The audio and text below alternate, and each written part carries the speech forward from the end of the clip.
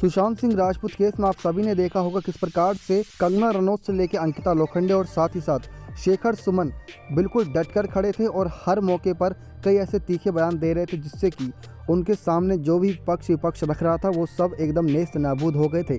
जी हाँ दोस्तों, इसी के साथ ही दोस्तों ये बात भी उठने लगी थी आखिर क्यों शेखर सुमन इस केस में इतनी दिलचस्पी जता रहे हैं। तो खुद शेखर सुमन के बेटे अध्ययन सुमन ने ये राज खोला था। जी हाँ दोस्तों, उन्होंने ये बताया था कि आखिर क्यों उनके पिता सुशांत के जाने के बाद से इतना परेशान है। अध्ययन ने बताया कि जब मैं छोटा था तब मेरे भाई आयुष का कम उम्र में ही जान चली गई थी। मेरे पापा को बेटे के खोने का गम अच्छे से पता है।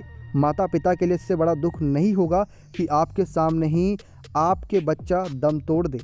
अध्ययन ने आगे कहा कि मेरे पापा को लगता है कि मामले की सीबीआई जांच से बहुत खुलासे होते, लेकिन अगर जांच ठीक तरीके से होती बिना पक्ष विपक्ष के और इससे सब बात सामने आ जाती। लेकिन दोस्तों इसके बाद ही उन्होंने ये भी कहा था कि मेरे पापा जो कर रहे हैं मुझे उस पर काफ़ी प्राउड फील होता है।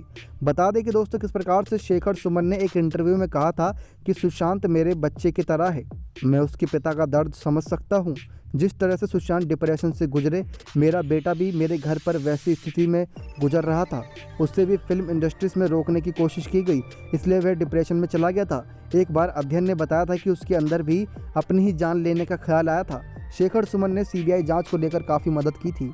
नेक्स्ट 9 लाइव की रिपोर्ट।